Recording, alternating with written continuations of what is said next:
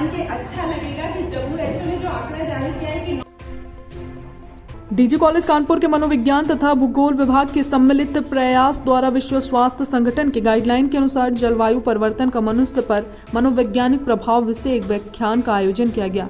कार्यक्रम का शुभारंभ महाविद्यालय प्राचार्य प्रोफेसर अर्चना वर्मा ने दीप प्रज्वलन कर किया। व्याख्यान की मुख्य वक्ता महिला महाविद्यालय लखनऊ विश्वविद्यालय से पधारी डॉक्टर प्रमिला तिवारी ने जलवायु परिवर्तन मानव को किस प्रकार मनोवैज्ञानिक रूप से प्रभावित कर रहा है इसका विशद वर्णन करने अपने व्याख्यान में किया, जिससे छात्राएं लाभान्वित हुई। इस कार्यक्रम में मनोविज्ञान विभाग की विभागाध्यक्ष डॉक्टर सुषमा शर्मा एवं भूगोल विभाग की विभागाध्यक्ष डॉक्टर संगीता सिरोही एवं सभी प्रवक्ताओं doctor Shashi Bala Singh, doctor Sipra Srivastava, doctor Anjana Srivastava, doctor Shweta Gaur, doctor Sadhana Singh समेत सभी छात्राओं की उपस्थिति सराहनीय रही। संवाददाता अनिल वर्मा की खास रिपोर्ट।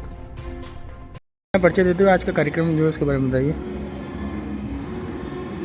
मैं डॉक्टर सुषमा शर्मा मनोविज्ञान विभाग एवं भूगोल विभाग द्वारा आयोजित एक सेमिनार का आयोजन किया गया था। व्याख्यान सीरीज़ का आयोजन किया जा रहा है, जिसमें पर्यावरण एवं उससे पड़ने वाले मनोवैज्ञानिक प्रभाव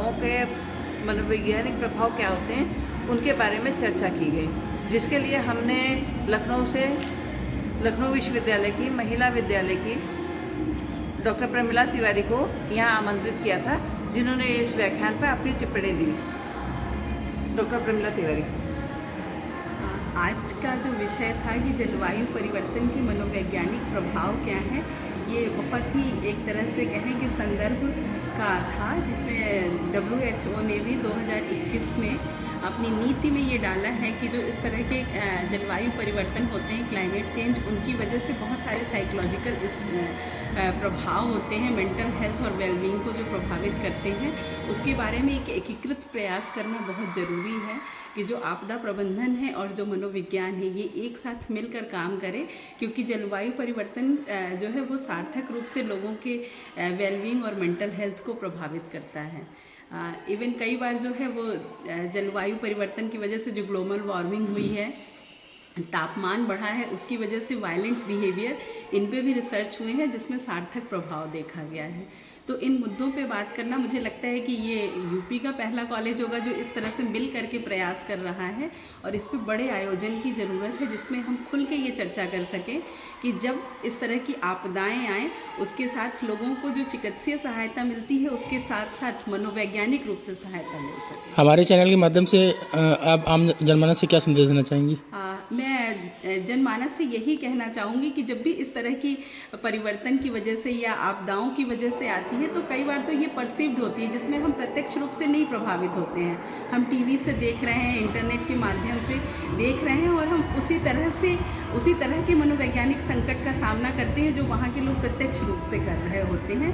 तो इसके लिए एकीकृत प्रयास की ज़रूरत है, हमें मिल के निकलना होगा, भेदभाव किए बिना कि कौन किस जाति, धर्म और किस देश का है, प्रदेश का है, उसके परवाह किए बिना हमें सहायता, तुरंत जो सहायता है वो सिर्फ आर्थिक और चिकित्सीय सहायता ही नहीं, बल्कि उसको मनोवैज्ञानिक रूप से ये महसूस कराना होगा कि नहीं, हम उसके साथ खड़े हैं। शर्मा मनोविज्ञान विभाग दयानंद गर्ल्स PG कॉलेज से हूँ। मैं ये बताना चाहती हूँ कि WHO के गाइडलाइन के तहत सभी विभाग संयुक्त रूप से ये कार्य करा रहे हैं जो मानवता के सहयोग में सम्मिलित हो रहा है। उसी के अंतर्गत हमने अपना ये एक प्रेजेंटेशन रखा या एक सेमिनार रखा, जिसमें बच्चों को ये समझाया गया कि जलवायु का क्या मनोवैज्ञानिक प्रभाव हमारे ऊपर पड़ रहा है, उसके ऊपर बच्चों को शिक्षा दी गई। अंजना। अपना परिचय दीजिए मैम।